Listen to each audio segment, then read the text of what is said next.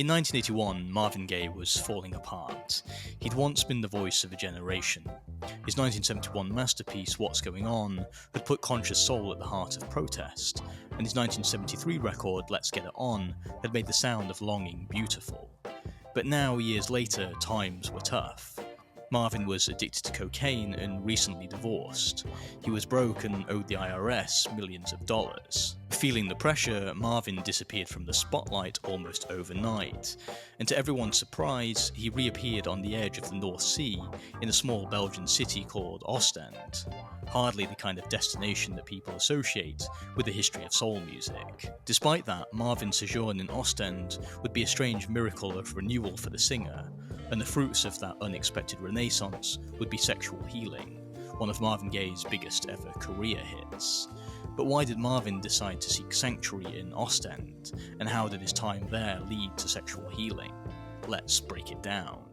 At the start of 1981, whilst Marvin was at his wit's end, a club owner named Freddy Cousaert called him, inviting Marvin to rehabilitate in Freddy's native Belgium.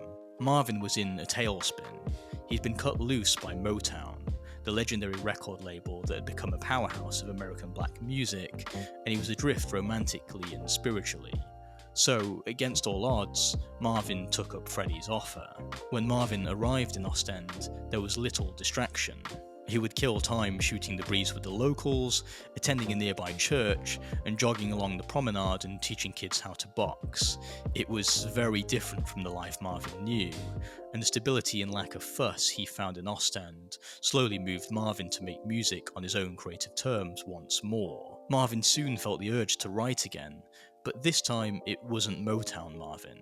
It was something new, modern and minimal, yet still deeply personal. To put it another way, Marvin was healing. An instrument that Marvin gravitated to as he recuperated was the Roland TR-808 drum machine. Marvin would sit by himself with the 808, pushing the buttons and setting different parameters, programming homemade beats and rhythms, often working in isolation. And one day, Marvin happened upon a particularly rhythmic groove.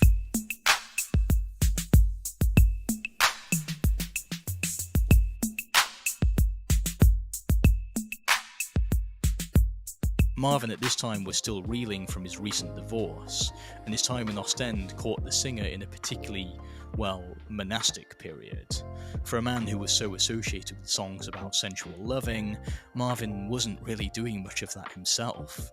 In turn, there was something onanistic about that drum groove. The engineer Frank Butcher, who worked on the track later with Marvin, would say, Marvin wanted to use synthesizers and drum machines so he could do it all himself. He didn't want anyone else involved. It was like the drum track was made for self-pleasure. Anyone else who heard the beat and happened to like it, that was secondary to Marvin's own gratification. Bereft from the breakdown in his marriage, Marvin was putting himself first again. Over the beat, with that in mind, Marvin would start to ad-lib lyrics. As was Marvin's trademark by now, the resulting lyrics were spiritual and sensual, gospel vocals wrapped in silk sheets that quickly gave the song its title. Baby, I'm hot just like an oven. I need some loving. And baby, I can't hold it much longer. It's getting stronger and stronger.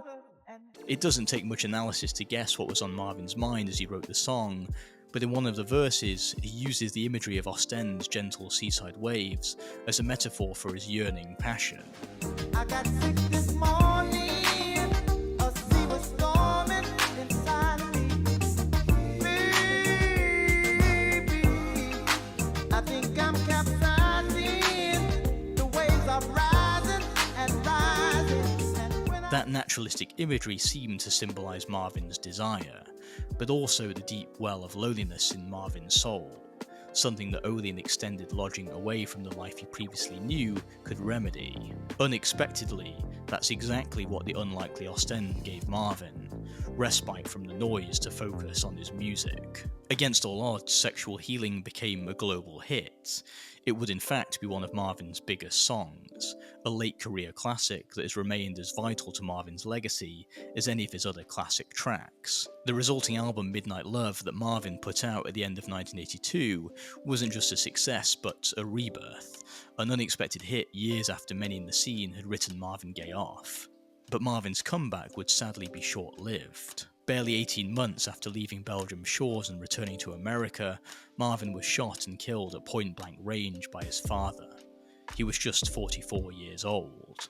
Marvin's legendary life ended in a shocking, callous manner, but for a brief and shimmering moment, on an unlikely grey stretch of coast in Belgium, in a city many of us will likely never visit, Marvin Gaye found something more elusive and invigorating than fame.